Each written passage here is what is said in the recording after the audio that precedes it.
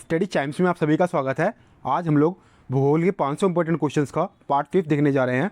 हमारा पहला प्रश्न है, पृथ्वी की तीनों परतों में से ऊपर से दूसरी परत का क्या नाम है? तो इसका सही उत्तर है हमारा ऑप्शन नंबर सीमा। तो हमारी पृथ्वी की आंतरिक संरचना को जो है 3 भागों में विभक्त किया गया है। पहला है हमारा क्रस्ट, ये जो है पृथ्वी का सबसे ऊपरी भाग होता है और इसकी जो मोटाई है वो महाद्वीपों में और महासागरों में अलग अलग होती है। वो महासागरों के नीचे जो है ये लगभग 5 किलोमीटर होती है, ठीक है, और जो महाद्वीप होते हैं उनके नीचे लगभग 30 किलोमीटर होती है, ठीक है, दोनों के नीचे अलग अलग होती है। आपको याद रखना है। इसको हम लोग सियाल भी कहते हैं। क्या कहते हैं? सियाल, क्योंकि ये सिलिकॉन और एल्यूमिनियम से बनी होती है। इस सियाल परत का निर्माण जो है ये ग्रेनाइट की चट्टानों से हुआ है, जो कि परतदार शैलों के नीचे पाई जाती हैं।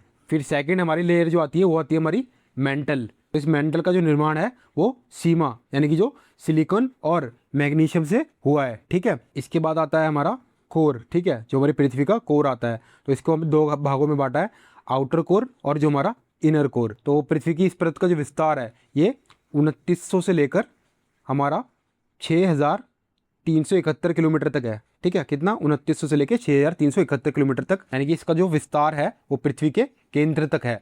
तो हमारी जो कोर है इसके जो आंतरिक भाग हैं उनका निर्माण जो है वो निकिल और आयरन यानी कि निकिल और लोहे से हुआ है, इसलिए इसे हम लोग नीफा के नाम से जानते हैं, ठीक है, नीफे से। पृथ्वी की जो दूसरी परत है उसका नाम पूछा गया था, तो उसका नाम होगा इसमें ऑप्शन के हिसाब से सीमा, ठीक है, या फिर अगर आपसे मेंटल बोला जाता तो वो भी ठीक होता।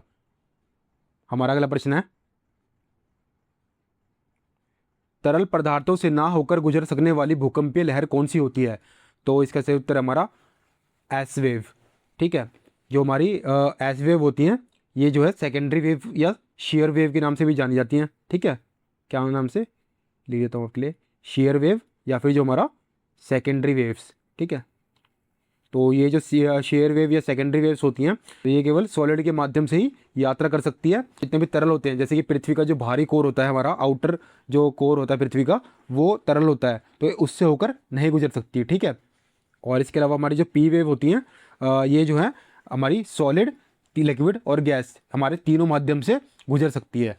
तो ये जो पी वेव्स होती हैं ये काफ़ी ज़्यादा फास्टर होती है एस वेव की कंपैरिजन में, ठीक है। एस वेव जो है इसके कंपैरिजन में स्लो होती है और ये हमारी जो है parallel to wave direction travel करती है। पी वेव जो है ये वेव के डायरेक्शन के पैरेलल मूव करती है, ठीक है।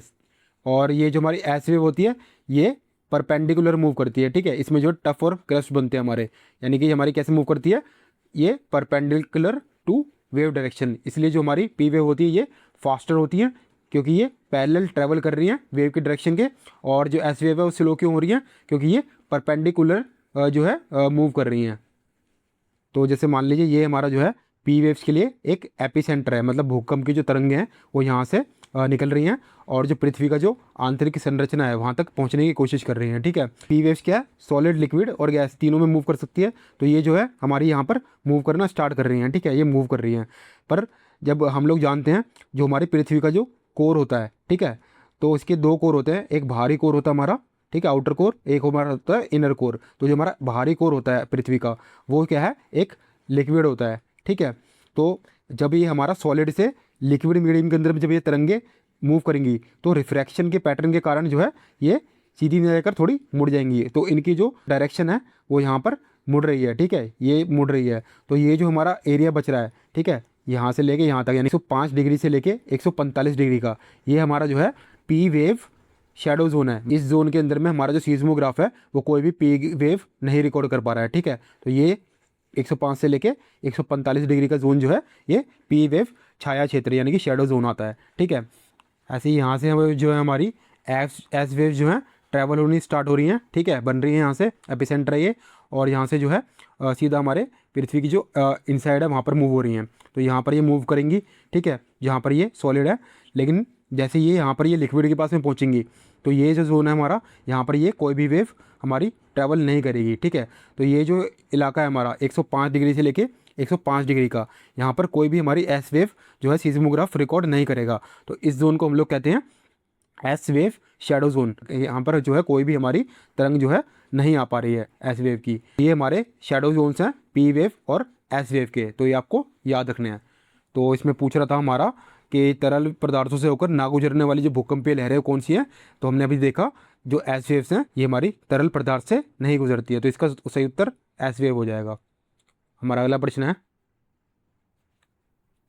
चक्रवात का शांत क्षेत्र क्या कहलाता है, तो इसका सही उत्तर है हमारा चक्षु यानी कि आई। तो जैसे मान लीजिए ये हमारा जो है ये चक्रवात है, इसका जो डायमीटर जो होता है वो आमतौर पर जो है 30 से 65 किलोमीटर का होता है, ठीक है, 30 से 65 किलोमीटर का।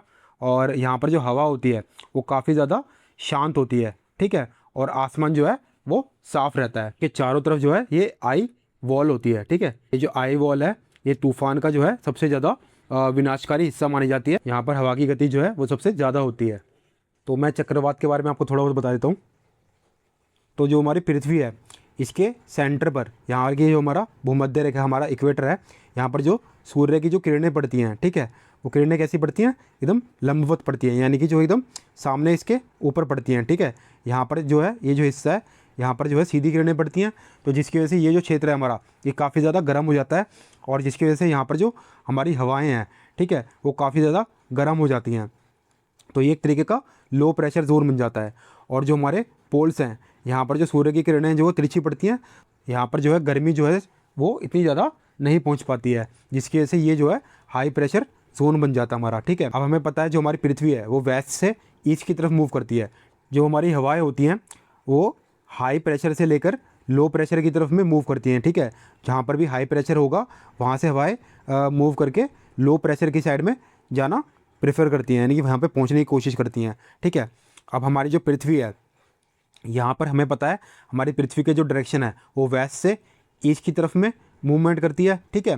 तो जो हमारा हाई प्रेशर जोन है, जो हमारे पोल्स हैं, ठीक है, यहाँ से हवा जो है अब ये क्या करेगी, ये सीधी जाने की कोशिश करेगी, बट क्योंकि हमारी पृथ्वी यहाँ पर वेस्ट से ईस्ट की तरफ मूव कर रही है तो ये सीधी जाते जाते थोड़ी मुड़ जाएगी, ठीक है। जो हमारा साउथ जोन है यहाँ पर वो उसके अपने लेफ्ट साइड में मुड़ेगी, और जो हमारा नॉर्थ जोन है उसके यहाँ पर राइट साइड में मुड़ेगी, ठीक है। तो हवा यहाँ पे ऐसे मुड़ रही है हमारी, ये हमारा कोरोलिस फोर्स की वजह से होता है, ठीक है।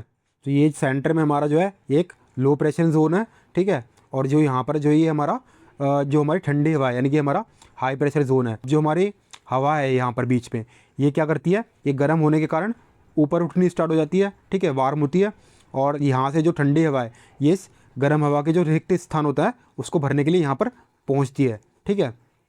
तो ये प्रक्रिया हमारी चलती रहेगी, जैसे ये हमारी जो गर्म हवा है ये उड़ती रहेगी और यहाँ से जो ठंडी हवा है इस खाली स्थान को भरने के लिए यहाँ सेंटर में आती रहेगी, ठीक है। तो ये जो हमारी हवा ये उठ के ऊपर जाएगी, और यहाँ पर जो है ऊपर जो हमारा टेम्परेचर जो है वो कम हो जाता है एक ऊंचाई पे जाने के बाद में, और जिसकी वजह से जो हमारी हवा है वो ठंडी हो जाएगी और बादलों का यहाँ पर निर्माण करेगी।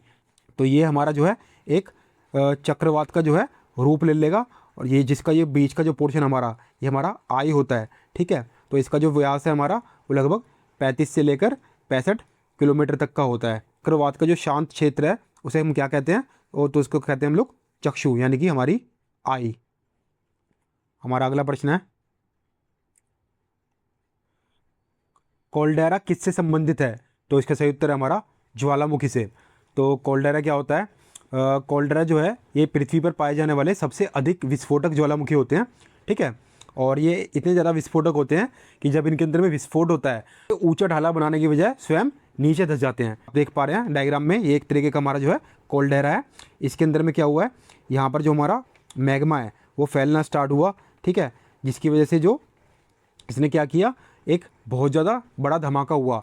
इस धमाके की वजह से क्या हुआ, ये जो पूरा एरिया आप देख पा रहे हैं ये सारा का सारा एरिया, जैसे ज्वालामुखी क्या होता है हमारा हम देख पाते हैं इस हिसाब से वो ऊपर उठा हुआ होता है ना, पर ये क्या हुआ है, ये ऊपर नहीं उठा, ये पूरा का पूरा अपने उसी गड्ढे के अंदर में चला गया, समा गया, ठीक है, जिससे ये जो है अंदर धंस गया और कोलैप्स हो गया। तो इस हिसाब से ये जो है एक खड़ी चट्टान नहीं बना, बल्कि ये क्या किया, ये अपने अंदर में ये एक गड्ढे के अंदर में धंस गया और समा गया, ठीक है।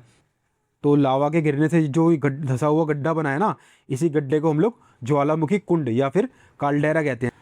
तो बेसिकली जो है एक तरीके का बड़ा कटोरे के आकार का ज्वालामुखी का गड्ढा होता है, और इसका जो डायमीटर होता है यानी कि इसका जो व्यास होता है वो लगभग 1 किलोमीटर से ज़्यादा होता है, ठीक है। तो कोल्डेरा किससे संबंधित है, ये ज्वालामुखी का एक प्रकार है। हमारा अगला प्रश्न है, स्लेट और संगमरमर क्या है, तो ये जो है कायांतरित चट्टानें हैं, ठीक है, यानी कि हमारी मेटामॉर्फिक रॉक्स। ठीक है, मैं लिख देता हूँ आपके लिए कौन सी चट्टानें ये, मेटामॉर्फिक रॉक्स। ठीक है, तो जब भी अत्यधिक ताप और दबाव होता है ना, उसके कारण जब जो हमारी मूल चट्टानें होते हैं, यानी कि जो हमारे शैल और जो चूना पत्थर होते हैं, वो अपना रूप बदल लेते हैं और वो जो है कायांतरित या फिर रूपांतरित चट्टानों में परिवर्तित हो जाते हैं। ठीक है, तो जो हमारा संगमरमर है, यानी कि हमारा जो मार्बल होता है, ठीक है, क्या होता है हमारा संगमरमर, ये क्या करता है, ये जो चूना पत्थर होता है ना, उसके कायांतरित फॉर्म है। ठीक है, जो हमारा लाइम स्टोन होता है, ठीक है, लाइम स्टोन यानी कि जो हमारा चूना पत्थर है, ठीक है, उसके कायांतरण करने से जो है हमारा मार्बल बनता है। यानी कि पहले हमारा लाइम स्टोन था, उससे हमारा मार्बल बना है। ठीक है, ऐसे ही जो हमारा स्लेट है, ठीक है, जो हमारा स्लेट होता है, ये जो है जो हमारा शैल होता है, ठीक है, जो हमारा जिसे हम लोग शेल कहते हैं, ठीक है, इस शेल या फिर सिलेस्टोन नामक अवसादी चट्टान के कायांतरण से हमारा स्लेट बनता है। तो हमारा सही उत्तर था कायांतरित चट्टानें, यानी कि मेटामॉर्फिक रॉक्स। हमारा अगला प्रश्न है, चिनूक क्या है?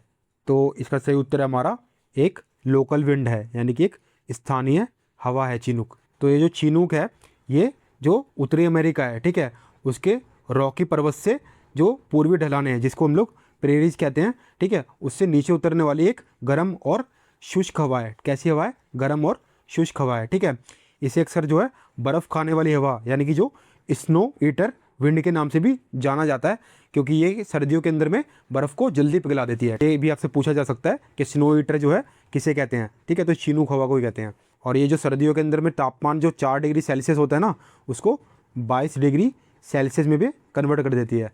ठीक है, अरावली और विंध्य क्षेत्र के बीच कौन सा पठार स्थित है? तो ये हमारा जो है भारत का मानचित्र है, और यहाँ पर जो आप देख पा रहे हैं, ये हमारा पठार है, जिसे हम लोग मालवा पठार के नाम से जानते हैं।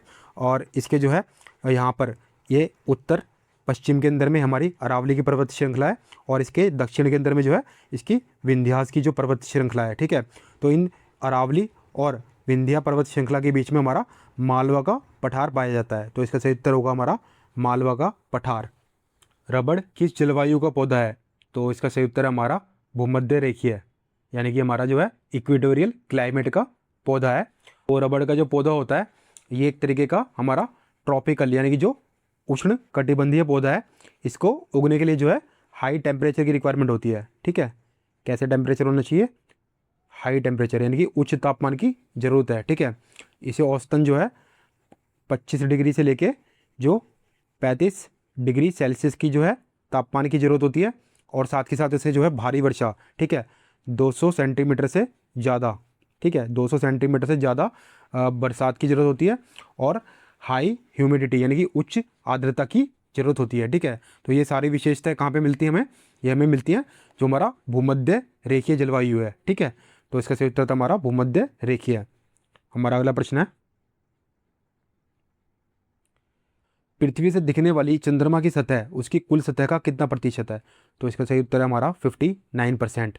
तो जो हमारा चंद्रमा होता है, ठीक है, उसका जो आधा हिस्सा है, ठीक है, यानी कि जो 50% जो हिस्सा है, वही जो है एक समय में सीधे समान होता है।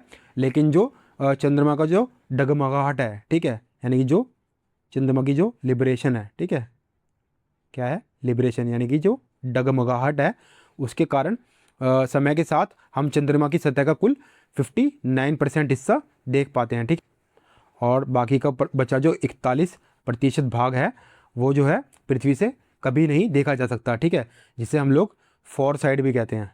ठीक है, क्या कहते हैं? Four side. किस प्राकृतिक प्रदेश को गर्म पेटे के रूप से जाना जाता है? तो इसका सही उत्तर है हमारा विषुववर्तीय प्रदेश, यानी कि इक्वेटोरियल रीजन, जो है भूमध्य रेखा के पास का जो हिस्सा है। ठीक है, यहाँ पर जो है अत्यधिक गर्मी पड़ती है हमारी, क्योंकि यहाँ पर सूर्य की किरणें हमारी जो है सीधी पड़ती हैं। ठीक है, तो इसके कारण जो है टेम्परेचर जो होता है, ठीक है, वो बहुत ज़्यादा हाई होता है। ठीक है, हाई टेम्परेचर की वजह से इसे जो हम लोग गर्म पेटी या फिर उष्ण कटिबंधीय पेटी के रूप में भी जानते हैं। ठीक है, 0 डिग्री से लेके जो 10 डिग्री सेल्सियस का इलाका होता है ना, वो होता है। किस ग्रह में चंद्रमा की तरह कलाएं होती हैं? तो इसका सही उत्तर है हमारा शुक्र ग्रह यानी कि वीनस ग्रह। ठीक है, तो जब हम लोग दूरबीन से देखते हैं तो शुक्र ग्रह जो है हमारे चंद्रमा की तरह उसमें कलाएं होती है, जैसे हमारे चंद्रमा के अंदर में कलाएं होती हैं पूर्णिमा, अर्धचंद्र और चौथाई। ठीक है, तो इसी तरीके से उसके अंदर भी कलाएं दिखती हैं और ये पृथ्वी और सूर्य के बीच अपनी स्थिति के कारण होती हैं। ठीक है, जो बुध ग्रह और जो शुक्र ग्रह है इन दोनों में जो है कलाएं यानी कि जो फेसेस हैं वो होती हैं, लेकिन जो शुक्र ग्रह की जो फेसेस हैं वो ज़्यादा स्पष्ट दिखाई देती हैं। किस महासागर को छिपता हुआ महासागर कहा जाता है? तो इसका सही उत्तर है हमारा आर्कटिक महासागर। ठीक है, हमारा जो आर्कटिक ओशियन है इसको हम लोग हिडन ओशियन के नाम से जानते हैं, क्योंकि यहाँ पर जो है अधिकांश समय जो है बर्फ़ रहती है। ठीक है, ये हमेशा बर्फ़ से ढका रहता है, जिसके कारण यहाँ की जो सतह है वो पूरी तरह से दिखाई नहीं देती है। ठीक है, और छिपी हुई महसूस होती है। तो ये हमारा नॉर्थ पोल का क्षेत्र है। महासागर हमारा दुनिया के 5 प्रमुख महासागरों में सबसे छोटा है और सबसे कम गहरा महासागर है। ठीक है, चौबाड़ी ग्लेशियर कहाँ स्थित है? तो इसका सही उत्तर है हमारा ऑप्शन नंबर उत्तराखंड। ठीक है, तो चौबाड़ी ग्लेशियर जो है ये उत्तराखंड के अंदर में रुद्रप्रयाग जिले के अंदर है। हमारी जो मंदाकिनी नदी है, ठीक है, लिख देता हूँ आपके लिए, कौन सी नदी? मंदाकिनी नदी। ठीक है, ये मंदाकिनी नदी का जो है एक स्रोत भी है। ठीक है, इसे हम लोग गांधी सरोवर के नाम से भी जानते हैं। तो दैट्स इट, आज हमने ज्योग्राफी के 500 इंपॉर्टेंट क्वेश्चन का पार्ट 5 देखा। मैं आशा करता हूँ कि ये पार्ट आपको काफ़ी पसंद आया होगा। धन्यवाद।